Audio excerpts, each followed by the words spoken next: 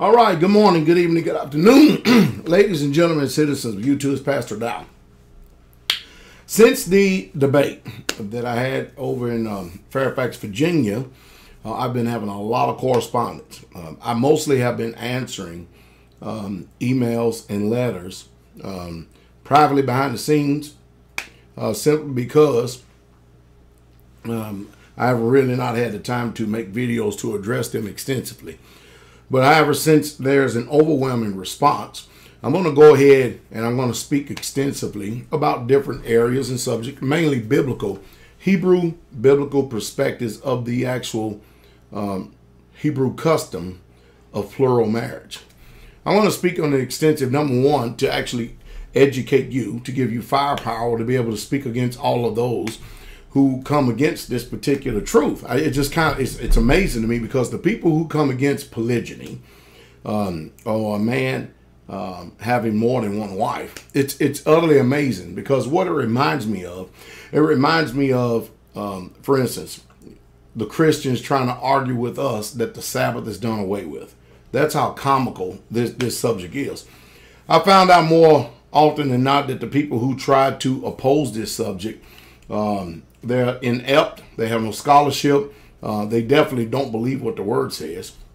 And you know, the one thing I've discovered about the word is that the Father, Almighty Yahweh himself, some people say Yahuwah, he has no problem whatsoever at all communicating his will and making his will known. We're going to go in to a lot of these different areas and stuff.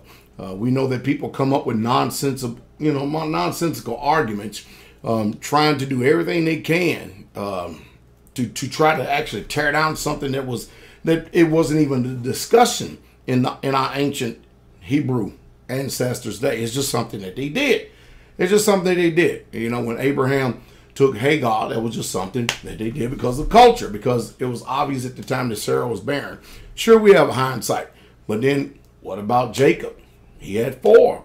What about Moses? You know that there are in the Old Testament. Now, the Old Testament, and I'm going to use those terms because it's easy for us to understand, but you know that the Old Testament covers some 4,000 years of Hebrew history, the law, the prophets, then the writings, and then you have the New Testament that covers anywhere between 60 and 90 years, and people try to use the New Testament, which has a heavy Greek-Roman cultural influence on it, but they never look behind the words that the Greeks actually got their wording from, the Hebrew perspective, to really truly get down to what the culture is all about. Remember what Jeremiah said in 17:4, that we were discontinued from our heritage, and we have. I have since then have probably met anywhere between 12 and 15 biblical Hebrew polygynous families, and they're all wonderful. Matter of fact, these people are some of the most wonderful people that I've ever met in my life. I don't know about other organizations out there about how they're doing things and stuff, but there's been an outcry from the polygynous community.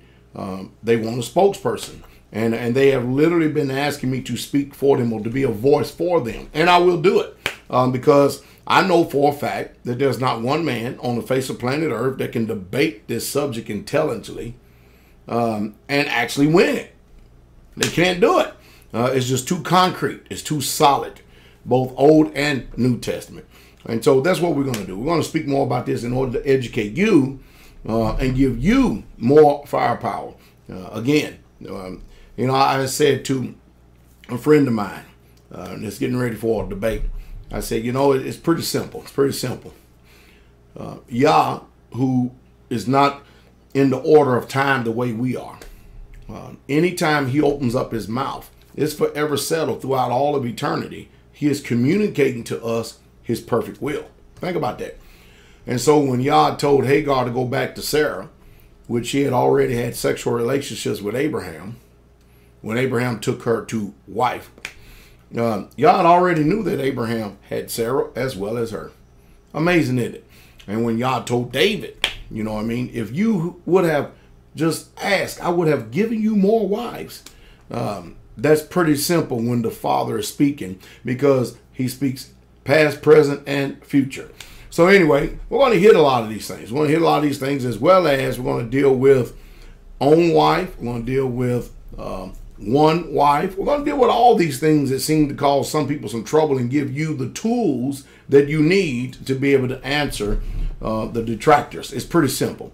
It is utterly amazing to me in this country how that you're watching now, especially in the news media, that they're calling polygamy a perverted lifestyle, and this same country gives a pass to homosexuality. It's like whatever's sanctioned and ordained by Yah, and not only that, but regulated in the Torah. It's regulated, and the behavior of it is regulated. Yah has actually made laws to make sure that the Hebrew people did it right. And yet and still, when you have people who have been culturally modified and redesigned, and I think the foods has a lot to do with it, along with mercury and vaccines and stuff, it's making people, or is bringing people to a point that their emotion and all the visceral and the anger and hatred against it means more than the truth. And the one thing about the truth, it always sets free. So this is not for the faint-hearted, these teachings that are coming up here. I don't want to do them randomly. But for those of you who actually really truly comprehend biblical Hebrew marriage, because the Father himself is a polygynist, we're going to speak to this and give you more understanding. I hope y'all have a wonderful, wonderful evening. Shalom. King coming.